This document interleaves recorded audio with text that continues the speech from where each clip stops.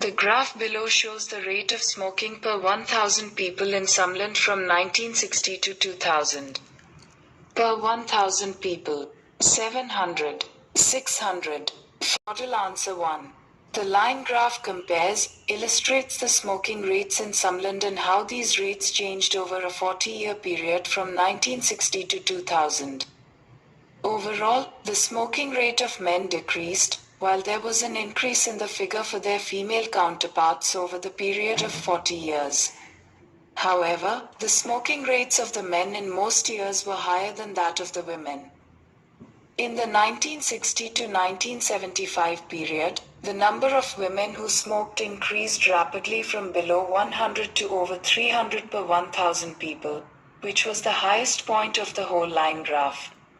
In the following 15 years, there was an insignificant change in the figure for women, which was approximately 300 per 1,000 people.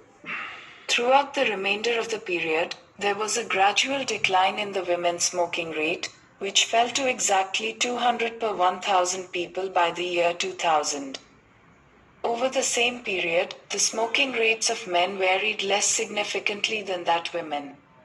There was a gradual decline from the peak during the 40-year period, 600 per 1,000 people, to exactly 400 per 1,000 people in the 1960 to 1985 period. Throughout the remainder of the period, the smoking rates in the men decreased rapidly to over 200 per 1,000 people by the year 2000. 215 words. The line graph provides information about the smoking rates among men and women in Sumland from 1960 to 2000. The figures are expressed in number of smokers per 1,000 individuals. Overall, more males than females smoked from 1960 to 2000. It is also clear that there was a decline in the rates of smoking among men over the 40-year period, whereas a sharp increase was noted in the number of women who smoked during the first 15 years of the study.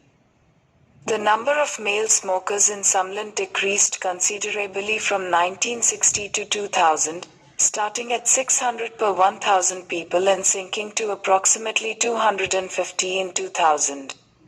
By comparison, the latter figure was less than half that of what was initially documented in 1960. A partly reversed pattern can be observed among female smokers in which a steep rise in smoking rates was seen from about 100 per 1,000 individuals in 1960 to over 300 in 1975.